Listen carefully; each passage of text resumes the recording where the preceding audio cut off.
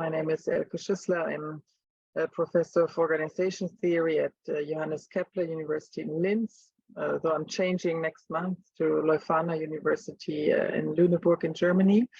I do research on digital platforms, and that's why I'm co-organizing this network, mostly from a kind of labor relations perspective. So Thaís, I'll hand over to you. Hello, I'm going to share my screen first. Then can you see it? Yeah. Yeah. So I'd like to say sorry first. Here in Brazil, there was a storm, and I just got the notification that my internet connection is quite unstable, but I believe everything is going to be fine. So if my video stops or anything, you just let me know in the chat and we'll think about a solution. But right now, everything is fine. So my name is Thaís. I'm a master's student here in Brazil at the Federal University of Rio Grande do Sul. And I wrote this article along with my professor and advisor, Professor Luisa Perufo, which is named China's Central Bank Digital Currency and the Digital Silk Road, assessing the digital currency's impact in the international monetary and financial system. So if we want to think about the digital currencies, we have to think that they gained increasing importance in the debates about a possible transformation in the international monetary system. Specifically, in 2020, China's became the first major economy to officially launch CBDC, which opened up the debate about the prospects of a threat to the dollar or posing a threat to the West entirely, and how the US dollar falls behind China because they haven't yet developed a digital currency as China has, and how it can chip away the US dollar dominance in the system. So under this scenario, the case of China brings to the fore some current debates. First, about the renminbi internationalization process, thinking about how the digital yuan could then help the renminbi to internationalize, or how it could impact on the US structural power. So raising the question if the digital yuan has the potential to shape and determine functioning structures of the global political economy. So this debate arises on the fact that China is now a technological power in the international system through the Digital Silk Road, the technological branch of the One Belt, One Road initiative. So we can think that China's pursuit of a digital currency is part of a much broader technological initiative, the Digital Silk Road, and that's why it is relevant to analyze both together. But this discussion is not new in the IP literature, the literature on international political economy, and it has been revisited countless times since the global financial crisis. We have the debate on the central US dollar position with the exorbitant privilege, also the currency pyramid and the structural power, the contributions on currency hierarchy and the center-periphery relations with the post-Keynesian literature, thinking about how currencies below in the hierarchy are constrained by the currencies at the top, this being the US dollar, and also the recent debates about a possible decline of the dollar and the emergence of a multipolar monetary order. The thing is, now a new feature has been added to this discussion, and that is the growing influence of technology that has been significantly shaping the political and economic relations and the power realm, particularly when it comes to monetary and financial aspects. So if we think about it, part of the literature perceives this as a possible threat to the United States when it comes to the development of these digital economies technologies that could potentially reduce China's reliance on the United States international system. So this research is motivated by a series of questions, but the most important of those is the fact that in IP literature, the analysis sometimes focus on some strict determinants that the state needs to fulfill in order to internationalize the currency, like high degrees of liquid financial markets and stable macroeconomic policies. But our research focus on the power structure and how the power structure constrained the rise of currencies below in the hierarchy. So we look at the power behind those determinants. Also, we aim to contribute to the current literature about the power relations in the case of China CBDC, since it's a new event and the literature is rising at this moment on this topic. And the fact that the digital Silk Road received less attention in the literature when compared to the One Belt on One Road. And that's why we were motivated by this research. And even less when it comes to understanding the power relations that compose the system. So the research question is, does the digital currency, the Chinese digital currency, has the potential to impact in the system power dynamics through renminbi internationalization within the digital Silk Road? So we pose three main arguments. First, a currency internationalization is constrained by the structural power in the system. And therefore, we think that the digital yuan is a digital representation of the physical currency and faces the same constraints to rise internationally. So that is why it is fundamental to understand the digital yuan related to the digital Silk Road, because together they could then exert a broader strategy that could impact on the international monetary and financial system. So how does the digital yuan actually impact in the system through the digital Silk Road? As I mentioned before, the digital Silk Road is the digital branch of the One Belt, One Road initiative, and it works mainly through memorandums of agreement between Chinese ministries that oversee the project in order to unite both private and public enterprises from China to penetrate in the BRI's economies and try to gain advantages over this race for emerging markets. So how does this work? These companies are thriving and searching for new markets to expand. And the Chinese government sees this as an opportunity to reach its political goals while supporting these companies. So here I name a few of these companies. On the private side, we have Alibaba, Tencent, Huawei, and on the public side, we have China Mobile, China Telecom, and China Unicom. So if you want to think about how the digital yuan relates to the digital Silk Road, we can study through the four pillars defined by the literature that compose the initiative. First, we have the investment on digital infrastructure, that being 5G and fiber optic cables. We also have the investment in advanced technologies such as AI and satellite navigation systems. China's position in digital diplomacy is also relevant. Since the digital world is an area with incipient norms, China promotes its standards mostly in multilateral forums, and that could help the renminbi to internationalize through the digital world. And lastly, e-commerce, where China promotes free trade zones and mobile payment applications. So altogether, these four fronts could help the renminbi to internationalize, and I'll speak on that on the next two slides. So here I have other classifications on the project. So we have over-the-top platforms, services, and infrastructures. Here I brought a map so that we can understand the reach. How far does the digital Silk Road reach beyond Chinese borders? This is a map from China Connects, and they point out the number of the projects there are related in the entire world. So next, we have each in a specific project. And one thing that struck my attention in my research is that most of these projects are actually telecom enterprises. So what does that mean? While I was doing my research, I came across some news that China is now trialing offline payments for the digital yuan with SIM cards in telephones. So what does that mean? That means that China is uniting with those telecom enterprises in order to make the payments with the digital yuan easier. And if we think that most of the projects are in telecom enterprises, we can then project that it could further increase the renminbi internationalization project.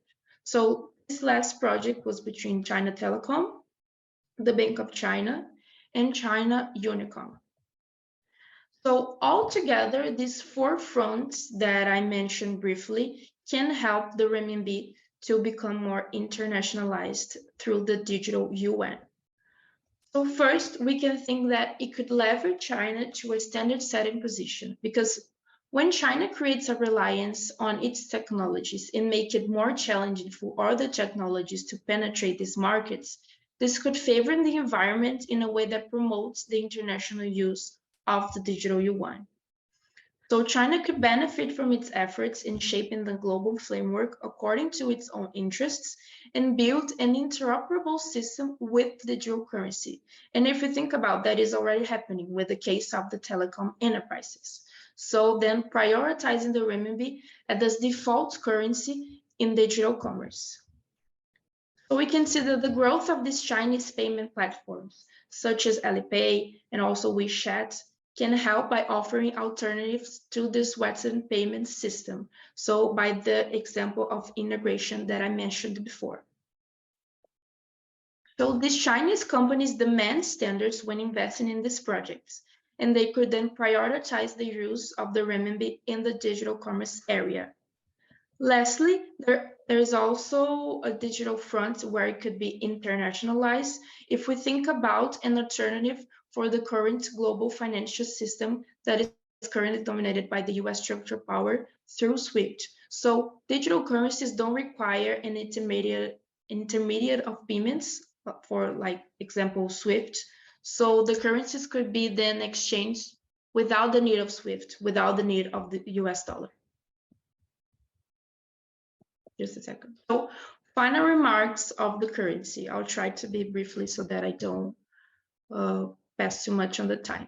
So this research concludes that in order for us to analyze the digital yuan, it is important for us to understand the underlying power dynamics that constitute the international and monetary financial system. And if we think about this power dynamics, we can then see that the digital yuan faces the same structural power constraints applied to its physical format. So it's not the currency per se, because it is still being constrained by the structural power. Nonetheless, if we relate the digital yuan with the digital Silk Road, there is a potential to build a global financial economic architecture that could promote the use of the digital currency. So this regards a much more broader planned infrastructure more than the currency itself, whether it's digital or not. So we think that the digital Silk Road is a prior infrastructure to embrace the already existing renminbi internationalization efforts. In that way, we can think that China's efforts in building and expanding technological norms, infrastructure, and also expanding the market acceptance could in turn strengthen Chinese structural power and impact the system. That is it. Thank you, and I'm really looking forward for the debate. Thank you so much. Very good timekeeping. Excellent presentation. So let's continue right on with Swati's presentation. Hi, everyone. My name is Swati Chintala. I am a PhD candidate in the sociology department at New York University, and I study the platform economy in India. So this is a chapter of my dissertation in which I explore the approach of the Indian state towards the platform economy and its constituents. While there have been analyses of platforms, effects on work organization, the extent of their power, their implications for the regulatory environment, and their growing centrality to late capitalism, the state has been largely absent from this picture, with, of course, some notable exceptions. The relative absence of the state in analyses of the platform economy can be explained by two common features that are shared by platform companies. First, they're usually startups that are rapidly scaling up businesses in legal gray zones where regulation is either absent or minimal. Next, they claim to function as marketplaces or intermediaries rather than employers. These characteristics have been taken to mean that the role of the state is bound to be marginal, and confined to reacting to fast-moving capital. However, markets do not function without any state intervention, and startups are no exception to this rule. They flourish not despite, but because of the regulatory environment that's been put in place by the state. In the rest of this talk, I will describe 2 instances of state interventions in the informal sector in India to show how the state's approach to platform companies can be seen as an extension of its historical treatment of the informal economy. I will argue that the state fosters and supports platform companies, and when it does regulate them, it does so on behalf of customers and not workers. Workers joining platform companies are most likely to have engaged in some form of informal labor because 93% of the workforce in India works in the informal economy. Sectors such as construction, trade and repairs, transport and storage engage nearly 77% of male and 66% of female informal workers. Although platform companies incorporate algorithmic work allocation and control along with digital surveillance, I find that they're best thought of as new sources of non-standard work rather than altogether new forms of work. Like in the majority of informal sector jobs, platform work is performed on demand. Workers are compensated per each job that they finish with rates that are set by the companies. Workers are not protected by labor laws and do not have access to benefits that are associated with standard employment relations. Given these similarities, studying the state's approach towards the informal sector is key to understanding relations between the state and the platform economy. The Indian state has a long history of efforts directed towards making the informal economy visible. And in this section, I will discuss 2 recent interventions that exemplify the state's approach towards the informal economy and towards capital. The most far-reaching and by now widely imposed form of state intervention has been a unique identity card called Aadhaar, which is now required to access social security benefits, to open bank accounts, to apply for passports and other forms of ID, and often even to find employment in the formal sector and, in fact, in platform companies. The program was launched in 2008 with the stated aim of creating a national identity information infrastructure that could be used for financial inclusion and better delivery of public subsidies and services. However, as the program evolved, another motivation emerged, which was to bring individuals from the informal to the formal economy, where they would become visible to the administration, to its regulatory framework, and to capital. The Aadhaar program reimagines citizens as consumers. At the same time, unlike other such programs, no restrictions were placed on the use of data collected for commercial purposes. Aadhaar proved to be a great boost for Indian IT companies, which benefited from its design and implementation, and the program also led to many public-private partnerships. Aadhaar was touted as the first step in the digital transformation of the country, and this theme of digitization is something that continues in the next state intervention that I explore. So in 2016, currency of 2 denominations, which was amounting to about 86% of Indian currency in circulation, was demonetized. The Prime Minister announced that those who held notes of those denominations had a few weeks to exchange them for newly issued notes. Seizing undeclared income and taking counterfeits out of circulation were the stated objectives of this exercise. Over the next few weeks, however, new justifications emerged. State officials claimed that demonetization would lead to digitization, thereby formalizing informal monetary transactions. At the same time, data collected at the time of deposits and exchanges would enable the state to track and tax widely. The enforced implementation of demonetization followed by this push for digitization has been interpreted as an official policy of redistribution away from the people to financial intermediaries. This is because those with lower incomes are likely to make a greater number of small transactions and will thus pay a higher rate at a greater frequency than those with higher incomes. Next, circulation of cash enables central banks to benefit through seigniorage, but through digitization, this role is taken over by private enterprises, usually startups in the Indian case, thereby privatizing all of those benefits. Thus, both demonetization and the Aadhaar project enabled the state support of capital while using the transformation of the informal economy as a plausible reason for carrying out these large interventions. Formal enterprises of a few sectors such as IT, banking, and finance benefited directly and indirectly from these programs. IT companies helped create and implement the Aadhaar project, and banking and finance startups went unicorn by launching platforms for digitizing monetary transactions. In this paper, I find that the state's approach to platform companies and workers is similar to its approach towards the informal economy. So I find that the state's policies towards the platform economy are a means to increasing its fiscal and regulatory reach without disturbing the balance of power between capital and labor. The state takes a two-pronged approach, which leaves platform workers out. First, it supports and fosters platform companies through incentives, tax breaks, and an absence of regulation. And second, when it does regulate platform companies, it does so on behalf of consumers and not workers. I find that the state fosters platform companies actively and not just through an absence of regulation as seen in the informal economy. Platform companies in India function in the world's third largest startup ecosystem within a conducive policy environment created by dedicated state agencies. Technology startups are given funds for everything from seed funds to commercialization of products. Startups also benefit from over 220 income tax exemptions and simplified regulations that make it really easy for them to set up and operate an enterprise. State support for platforms is also becoming evident in new legislation. For instance, in the draft code on Social Security 2020, platforms are defined as aggregators that bring service providers and consumers together. And platform workers are defined as those being outside of a traditional employer-employee relationship. Given this starting point, there seems to be limited possibility of workers being recognized as employees in the near term. The state also appears to be using platform companies to further its own interests, and it does so in two ways. First, although the state does not recognize the rights of platform workers as employees, it does showcase platform work as a growing and a high potential sector in its employment data.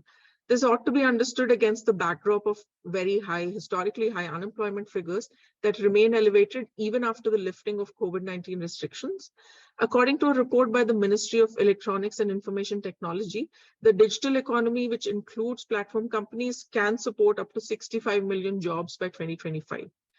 Second, registration with platform companies brings platform workers into the tax net of the state.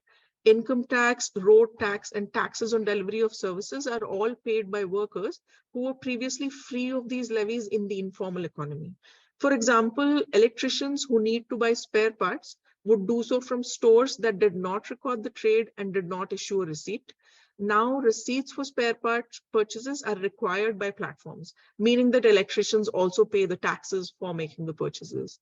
However, informal enterprises, a far richer source of tax revenue for the state, continue to remain outside of the tax net. Policymakers show very little inclination to push forward in this direction because of the political costs that are associated with taxing informal enterprises. Political patronage networks often depend on sustaining informality, and formal manufacturing companies also depend on low-cost labor in informal enterprises to maintain their comparative advantage in global markets. Absence of regulation also can be a deliberate policy response. As in the case of informal workers, the state has made no attempt to regulate platform workers' employment conditions. Taxing individual platform workers, therefore, imposes the costs of formalization on them without any of the benefits. This means that workers become visible to the state, but without increasing the state's accountability towards them in the form of enforceable labor rights. When the state does regulate platform companies, it does so on behalf of consumers rather than workers. Platforms function in a regulatory gray area, not only because there are no pre-existing rules that apply to such businesses, but also because the state has chosen not to develop such regulations. Ride-hailing platforms have been active in India since 2008, yet the first federal guidelines for ride-hailing were not issued till 2020. Similarly, the first mention of platform workers in a federal legislation was in 2020. The state's willful inactivity is compounded, of course, by jurisdictional issues between local, state level, and federal governments. State government officials often claim to be unable to legislate given federal inactivity. Further, many state government departments deny having a clear purview, particularly on the question of workers' grievances and rights. For instance, a government official that I spoke to in the transport department told me that his department is not the right forum for drivers' work-related issues, but then neither was the labor department because drivers own their cars and hence cannot be considered employees. When the state has chosen to regulate platforms, it has been on behalf of consumers. So regulation has taken the form of consumer rights protection rather than labor rights enforcement. For instance, the federal guidelines for ride-hailing that were issued in 2020 were in response to a public outcry over the safety of women passengers. And in 2022, the Central Consumer Protection Authority, a federally run regulatory body, issued notices to ride-hailing companies and several food delivery companies for unfair trade practices and violation of consumer rights. These notices were a response to consumer complaints about cancellation charges, driver misbehavior, absence of consumer support helpline numbers, lack of transparency in calculation of fares for routes and delivery charges. So it is clear from these instances that the state is relatively active in protecting consumer rights, and that state officials are more likely to prioritize issues that matter to taxpayers, such as price and quality of services and safety, than the labor conditions of platform workers. To satisfy taxpayers, the state is willing and able to challenge platform companies' structural power. To reiterate, I find that the state's policies towards the platform economy are a means to increasing its fiscal and regulatory reach without disturbing the balance of power between capital and labor. By joining platforms, informal workers become visible to the state and are compelled to pay taxes. At the same time, informal enterprises, a far richer source of tax revenue for the state, remain unregulated. And the state takes a two-pronged approach, leaving platform workers out. It supports and fosters platform companies through incentives, tax breaks, and an absence of regulation. Second, when it does regulate platform companies, it does so on behalf of consumers and not workers. The state's actions have had some unintended effects as well. The state's inactivity during the pandemic aided the emergence of a collective identity amongst platform workers. Platform workers were called frontline workers, and they helped deliver food and medical services to lockdown urban populations across the country. This rhetoric, along with the state's apathy towards them, has made platform workers think of themselves as a cohesive group with common material interests. They suffered greatly, equal to other groups such as migrant workers, but did not receive state assistance like those groups did. Finally, given the state and platform and platform companies prioritize consumer rights, it's important to explore to what extent platform workers are able to leverage consumer power to their own advantage. And that brings me to the end of my presentation. Thanks so much for listening, and I look forward to your questions.